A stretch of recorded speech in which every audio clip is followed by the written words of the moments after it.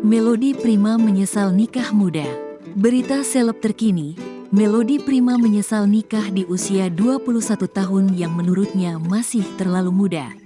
Sebab pernikahan Melody Prima dengan Tommy Bagus Setiadi berujung dengan perceraian. Artis Melody Prima cerai dari Tommy Bagus Setiadi setelah 7 tahun nikah.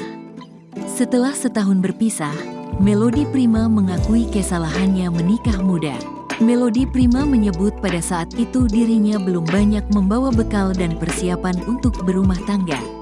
Aku nikah muda banget kan, 21 tahun, jadi merasa kemarin tuh terlalu buru-buru, belum tahu pasti dia mau ke depannya gimana, ujarnya.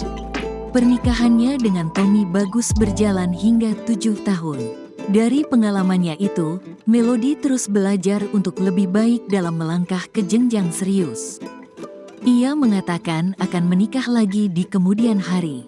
Saat ini, ibu dua anak ini tengah fokus dengan diri sendiri dan pekerjaan.